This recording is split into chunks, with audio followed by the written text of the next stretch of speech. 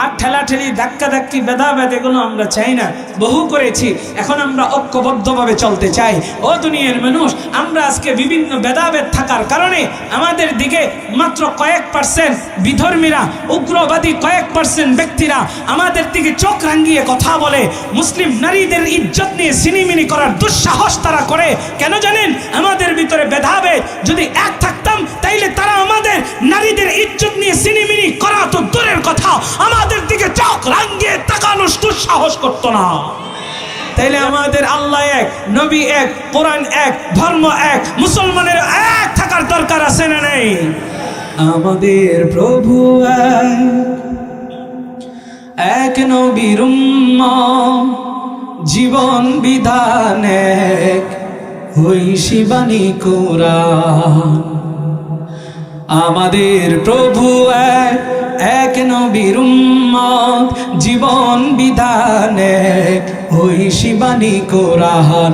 আমাদের প্রভু এক, এক নবীর উম্মত, জীবন বিধান এক, ঐশী বাণী কোরআন।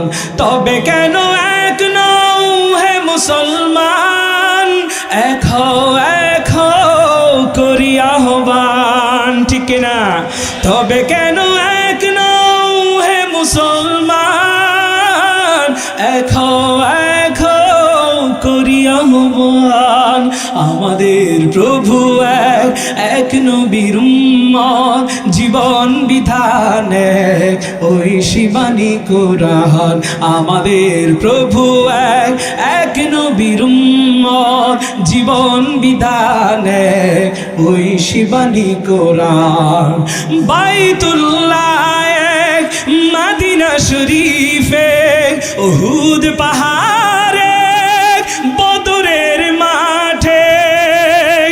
বাইতুল্লাহ এক, মদিনা শরীফে, উহুদ পাহাড়ে, বদরের মাঠে।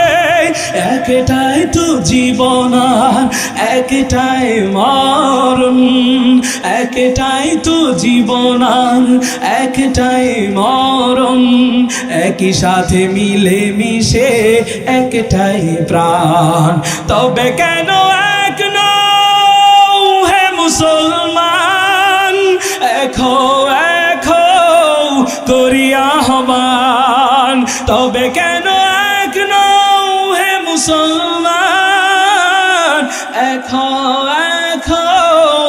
করি আহ্বান। আমাদের প্রভু এক, এক নবীর উম্মত, জীবন বিধান এক, ঐশী বাণী কোরআন।